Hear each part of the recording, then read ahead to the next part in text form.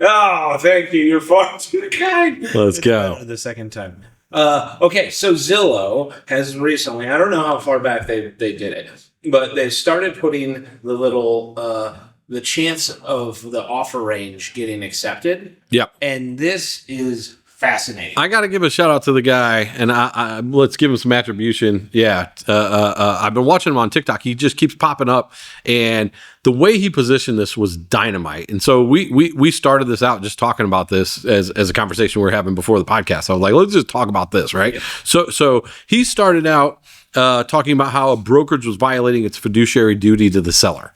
And he said the way that that's occurring is basically the home price. They're saying, we don't really think it's worth that price, right? We think it's worth $50,000 less. And the example that he had was a $750,000 home that he said, if you offer $704,000, I think you got about a 95% chance of getting it. And, honestly, if you wanted to offer, less than that, like $650,000, you got about a 60% chance of getting it. And on he went. And he really built this up in such a cool way. So he's going through the scenario and he's like, actually, this brokerage that is doing this and violating this fiduciary duty is Zillow, because they're a brokerage in all 50 states.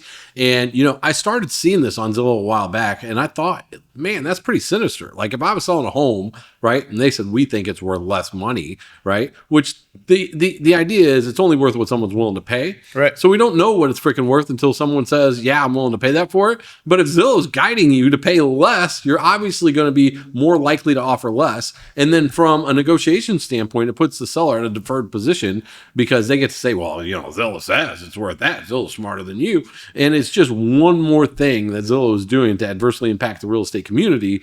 And it sucks, Yeah. In my nefarious plan brain, my head immediately goes to like, why are they doing it, right? Like, because it seems like something that would be value add, and their customer is the people searching, right, making the offers. Yeah. But what's the underlying thing? Like, what could it be to where they're trying to drive prices lower across the country? Because, I saw a dude on TikTok that went off on them when they were buying houses, and they were like, if you were trying to purchase houses at a discount and then sell them, what would you do to raise the comps in your neighborhood? Would you buy a bunch at a lower price and then buy a few at a higher price to then set the new comps? So then when you sell the other ones, that's an age-old trick, right? And that's essentially what they were doing. Developers do that all the time. Right. Yeah. And that's what Zillow did with their program that they ended up having to shut down with the iBuyer. Right. But like with this, it feels like they're trying to price another plan. Yeah, they're trying to go lower. I think that they're essentially trying to have a value add, but they're doing it in a way that impacts adversely the seller and the listing agent because they're undermining the price that they're asking for the property. Right. And I think that in our organization, we have a fiduciary duty because we're sub-agents to the seller, right? Like if another agent was doing that on their website, they would get their clock cleaned, right? Like the local board, the state board, right? The agent who had that listing would be filing complaints. They would get in a lot of trouble for that, right? Like I had a complaint one time. This gal wrote up an offer on one of my properties and it was rejected. She asked the guy to owner finance it. He said no. She showed up with her trailer and her goat and everything else. I've told you the story, coming to move into the house. I'm like, move in. Like I told you, your offer wouldn't get accepted when you made it. And I told you it was rejected. She submitted a complaint against me. So they formed the board of people and I had to go in and show up. Of course, the lady doesn't show up because she's just nuts, but like, that's how little it takes to get in trouble, right, in the industry. And so how is it that they have the ability to do these things and seemingly be above the rules for the entire industry? Yeah. But yet they're a part of the industry licensed, right? Yeah. Like it's unbelievable to me. I don't understand it. This same guy, which I love this guy, like I said, shots fired, he's throwing down, was talking about how they removed the clear cooperation rule where you couldn't commingle for sell by owners and listed properties that 70% of the MLSs subscribe to. And they're just like, oh, not enough people, really paid attention to that rule, so we're removing it. But he said the irony of it is Zillow removed that regulation on their site several weeks prior, almost like they knew what the NAR was going to do in that ruling. And so I just can't figure it out for the life of me. But what I do know is it's not something that's beneficial. What's his name? James Rowlett? or Rowlett. I hope I pronounced that right. Yeah. Yeah. You guys should watch this guy because he's really throwing down. Like, this is a great topic. Like, somebody's finally speaking up, right? Yeah. Is he talking about what else did they do recently? The coming soon listings. They've like banned all. Oh yeah, that's how he first got on my radar, because there are times when it's in the seller's best interest to do something like that, right? To pre-market it, to put it out there softly. They're essentially saying if you even hang a for sale sign before you put it on Zillow, now you can't put it on Zillow. But they're not just a third-party website anymore. They're a real estate brokerage. You know what I mean? So like the rules are different when you're a brokerage than they are if you're just a website. Right. And you can't go mandating policy to the entire industry as a real estate brokerage. You know what I mean? Yeah. And so it's really getting heated up. And I think that we're going to see more things like this that are adverse to the industry if people don't start talking about it, if people don't start speaking out and taking a stand against it. Yeah. Cameron. Wasn't there a lawsuit? Isn't that what the NAR lawsuit was about? Was one thing was dictating across the board? Oh, that's the lawsuit was about quite a few different things. It was about the NAR requiring, as a matter of policy, a buyer's agent commission, even if it was only $1, to be paid when it's displayed on the MLS. So they were saying, oh, well, the problem with that is, it's what is it when it's conspiracy, price fixing, monopoly type of thing, right? And so that's what the lawsuit was over. But the irony of that, I think it was the same dude that pointed it out, like the average person that became a part of the lawsuit got $250, and like it was going to be $19, but not a lot of people opted in. So the entire settlement, I forget how much it was. It was like 100 million or 200 million, something crazy. The attorneys got a third. Yeah, he's like, so they're off on their islands. The average homeowner got $250, and the industry hasn't really changed. No. But I always had a theory that like those type of attacks and those type of things come from third parties that are trying to adversely impact the industry, trying to destabilize it, to create a vacuum to rush into and be like, oh, well, we can help with this now, or we can do these things now. But I do not think that a for sale by owner should be commingled with a listed property. I think that should be separate personally. Yep. Now, for the consumer, is that better? Potentially, right? A lot of times when you see a for sale by owner, they're for sale by owner not just because they want to save the commission, but because they're not realistic in their price, right? And so there is a little bit of a more of a trust factor with the real estate agent. And that's why the majority of people do business with the real estate agent when they're buying or selling. And so to like commingle that and almost pretend that it's a part of, that a listed property, I feel like is misleading to the consumer, right? But the worst thing is these damn offer suggestions where like they're all over the board. And it's funny because I'll shop like luxury properties down in Florida, and those they say no suggestion given, not enough data. Bullshit. What it is they don't want the smoke from that home seller suing the pants off them because they know that they got the money and the coin to do it. You're talking about a $20 million property. Oh, there's not enough data here. Yeah, right. No, there isn't. Every house on the street is the same price in the same house, and it's just they don't want to deal. But you go to a smaller property, sub $1 million, and all of a sudden there's all this data where they have these suggestions on this price, and maybe they do, maybe they don't. I'm just saying it's suspect. Yes, and it would be interesting to see. But the irony is so funny to me of how they're going to catch fire being the brokerage after so long saying we're not a brokerage, we're never going to be a brokerage, we're just a media company, we're here to help you real estate agents, we're just here to support you, we're just a media company. And then Mr. Spencer Raskoff steps down with a fat settlement, and then magically a few days later they're becoming a brokerage and taking percentages of your commission. And like I still whenever I'm talking to people that are new to the company, I always use the same analogy of it's going like they are going to go down as the greatest Trojan horse story in American history. It will be in textbooks on how they did it, but they did it dirty. They've been trying to do it for a long time, and luckily, gangster capitalism. Gangster capitalism, it is. Yeah, luckily, it's been a hard road for them to be able to try to take down the industry. But think for a second, like the benefit of having a buyer's agent, right, is so that they can guide you on price. They can guide you on reasons not to buy. If Zillow's handing that information out for free, what's the benefit of a buyer's agent, right? Like, why have one if they're just saying, oh, go ahead and offer and recommend this you got to, and on top of that, some algorithm that tells you the percent of chance, right? Like, who's to say if they say no and it was a 95% chance, right? Like who's to say that was an accurate representation of the percentage chance? And what are they? Nostradamus? They can predict the future, or they can read the mind of the seller. Like it's just impossible to make those kind of freaking claims, right? Yes. You got a 95% chance. Based on what? Based on your ability to read the mind of the seller? Right? You know what they're doing? Huh. Or what I think? Yeah.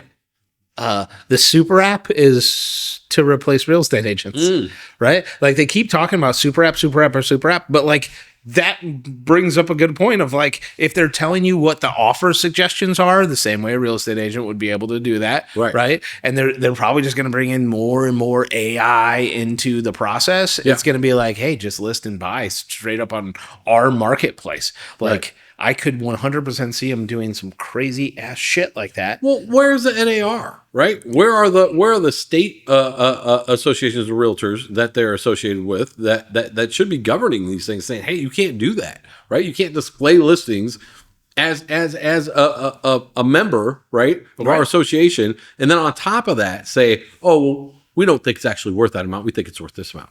Like they've never even seen the house. They've never been inside it. Who are they to say, right? Granted, I get it. There's data, right? But we know that data can be manipulated. The first thing that when you hire a statistician, the statistician says is, what do you want the numbers to be, right? So like, yeah, anything you want. Like I'm number one at everything, right? I'm the number one agent, right? Like number one how? Well, I've sold the least amount of property. I'm the number one agent in that regard. My brokerage is the number one. Number one in what way? Well, we're number one in this little vicinity of this area where there's been 2 home sales and we sold both of them, right? Like you make it whatever you want. So the data is not really, and I think that too few of people think about that and recognize it. They all think, oh, well, they have all this smart information. So like that must be spot on, right? But the longest running joke is the Zestimate, right? Nobody's ever given credence to that because that's not any kind of a real assessment as far as market value is concerned, let alone appraised value, because real estate is non-homogeneous. No 2 pieces of property are the same. Every single one is different, right? So, you might have one house that has this massive view and you have the same house over here that doesn't have a massive view, but by all intents and purposes, they look almost the same, right? Yeah, but you can't tell. Or one might have, all nice homes next to it, and the other one has a couple of nice homes next to it, and a freaking trailer next to that, or trailer park next to it, right? Like, so it's not the same. They're not. None of them are the same. No. You can maybe get away with that a little bit in like a condo complex, but even a condo complex, like there's nuances, right? Yep. The walk-in floor is going to be more desirable for some people than, being at the top floor, especially if there's no elevator, right? And again, the views are all different, It's just impossible to do these type of things algorithmically or, with data or with, even AI. The thing about AI is, I was reading an article the other day. It can't create, right? It can't create anything. So like it can regurgitate information. Right. A lot of people have too much credit for it still. It's not able to come up with something new. In addition to that, I was trying to get those reports ran so we could replace some of our data entry. And I was talking to one of our devs and he was like, do not have it do math. And I was like, why? He's like, it absolutely sucks at math. He's like, you can't do math. And I was like, how's that? He's like, well, because if you think about it, it's basically like binary codes, like 1s and 0s, and it doesn't use that. It's like yeses and nos, right? And it's not going to be able to do that in a way that's going to come up with a good calculation. And so, I think a lot of people, they look at things like Zillow or they look at things like Facebook or they look at, big super, apps essentially, and they think, oh, well, they've got all these data scientists, they've got all this information, and they know what they're doing. But the reality is not so much, right? Yeah. And when it comes to having a huge impact on, think of a home seller, right? Largest transaction of their life, in this guy's example, it was a 700,000 to 705. So it was like $45,000 swing. That's a lot of money to the average person, right? 45 G's that you're going to miss out on just because Zillow's algorithm thing that doesn't do good math says so, right? And on top of that, it has some bullshit 95% chance right?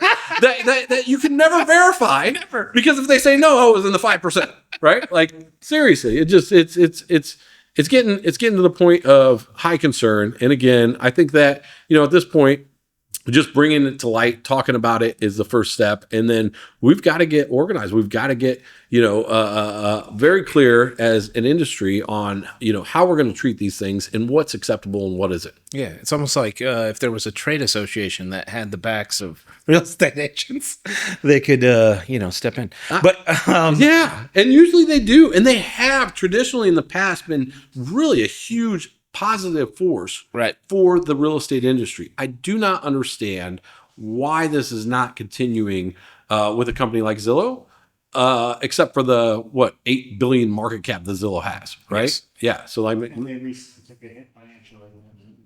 yeah. Well, the reason why they took that hit financially is because they ran out of insurance. They ran out of E&O insurance during the lawsuit, so they couldn't continue to fight, which somebody should be fired over because they should have a better policy. They might not want to poke that bear that's worth $8 billion. Well, an $8 billion does buy a lot of, good grace, right? Yep. Yeah. So like, who's good grace? I know that was my question of like, how much of the dues do they have to pay? Right?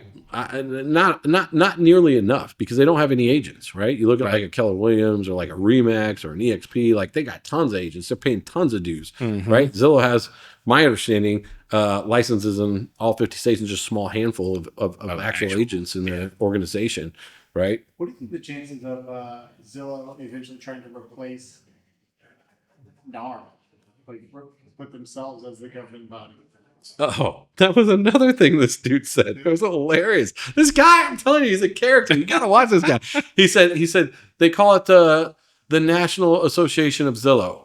He said, but really it's Zillow Inc. So it should be the National Association of Zillow Inc. And then he had the letters up there, and I was like, damn, shots fired. I love this guy. Seriously, he's hilarious, and he makes valid points. And we need to get everybody talking about this as much as possible before it becomes worse. Because I can't even think of what they're going to do next to adversely impact the industry. Well, it's so funny. Like when you said Zestimate, again, like this feels like the buyer version of the Zestimate. Right. And I remember watching of videos, the two founders, whatever, they sat down and did an interview like probably early on 2010, 2011, something like that.